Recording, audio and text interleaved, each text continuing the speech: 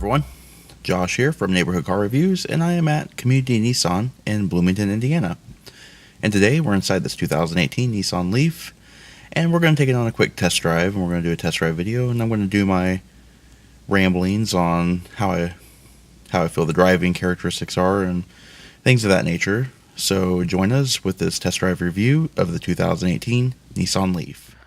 Alright, and so starting it up, as you can see, there is no crank over noise. Obviously with a electric car you don't have that, so the vehicle is ready to move when the green light with the forward and backwards facing arrow is illuminated. Then we're going to place the car in drive by just moving the little lever over to the left and down, and you'll see the information display shows it's in drive and it's ready to move forward. So characteristics of electric cars is that it is a very quiet operation. There is little to no noise emitted to the vehicle cabin. They have to be a little bit more well insulated, and the Leaf is, due to increased road noise through the tires, because the droning of the engine, which is not there to cancel out any noise. So consequently, the Leaf is a very quiet car. It does have some road noise, but not like it's nowhere.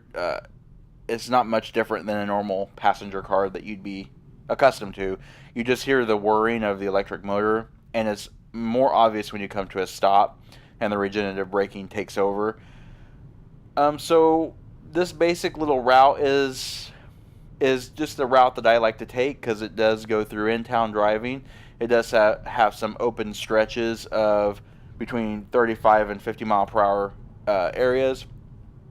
And then we're also getting on the new interstate, I-69, that runs from Evansville all the way to Martinsville at this point. And so this will give us some interstate driving as well. So that'll be nice.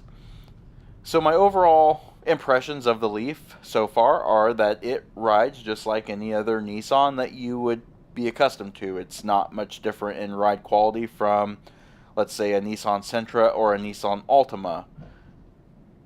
Get up and go, power and acceleration are pretty standard fare from a car of this horsepower class.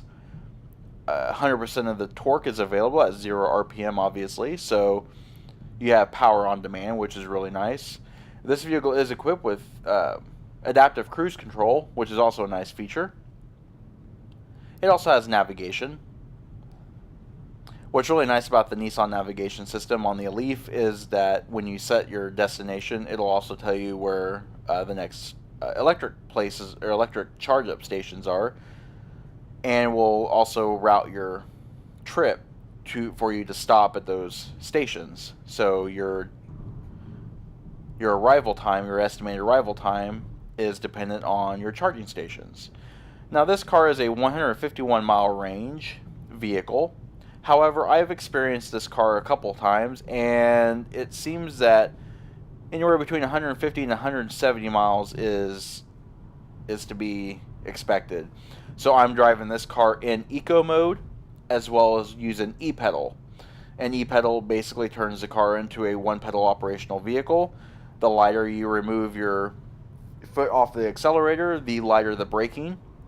And the heavier that you take off, or the quicker that you take off your foot from the accelerator, the faster you're braking.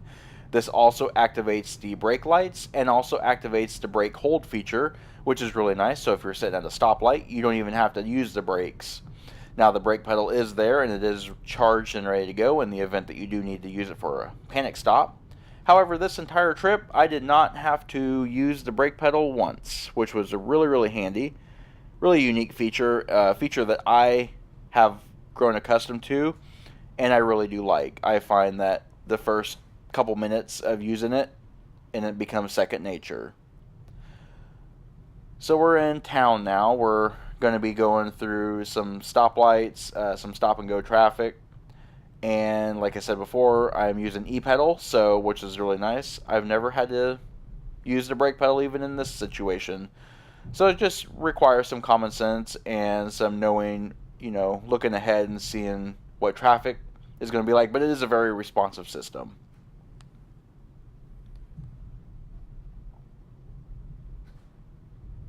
So overall, I'm very impressed with the Leaf. I really like it. I like it a lot better than the outgoing generation from the 2017 model to the 2018 model.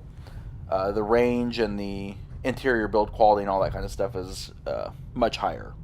So these are going to be our after trip reports. You'll notice that the miles are a little bit different because I failed to capture these, but this gives you kind of an overview of the energy economy as well as our energy economy history in a bar graph format. Our Eco Drive report, which shows our best was 5.1 miles per kilowatt hour. Alright, and this does conclude our quick drive of the 2018 Nissan Leaf. If you like this video and would like to see more of this video, please comment down below. Don't forget to hit the like button, comment, and subscribe. And also check out our Facebook page at facebook.com/neighborhoodcarreviews. As always, thanks for watching.